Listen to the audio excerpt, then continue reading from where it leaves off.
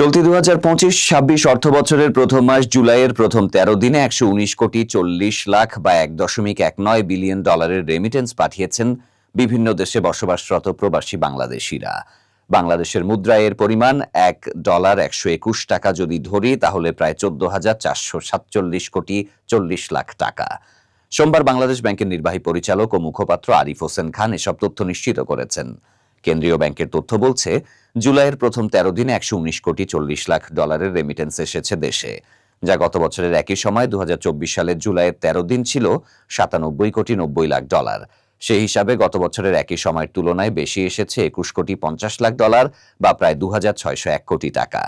এর আগে সদ্য বিদায়ী ২০২৪-২৫ অর্থবছরের শেষ মাস জুনে প্রবাসী বাংলাদেশিরা ব্যাংকিং চ্যানেলে দেশে পাঠিয়েছেন প্রায় ২৮১ কোটি ৮০ লাখ বা $২.৮২ বিলিয়ন রেমিটেন্স।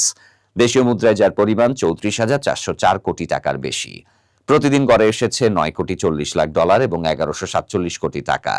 এটি একক মাস হিসেবে তৃতীয় সর্বোচ্চ রেমিটেন্স। গত মে মাসে দেশে এসেছে $২.৯৭ বিলিয়ন, যা ইতিহাসে দ্বিতীয় সর্বোচ্চ। তারও আগে গত মার্চে রেমিটেন্স আসে সর্বোচ্চ $৩.২৯ বিলিয়ন। বিদায়ী ২০২৪-২৫ অর্থবছরের জুলাই থেকে জুন পর্যন্ত পুরো সময়ে মোট $৩০.৩৩ বিলিয়ন রেমিটেন্স এসেছিল, যা আগের অর্থবছরের একই সময়ের তুলনায় ২৬.৮% বেশি। ২০২৪-২৫ অর্থবছরের প্রথম মাস জুলাইয়ে ১৯১ কোটি ৩৭ লাখ ৭০ হাজার ডলার রেমিটেন্স আসে।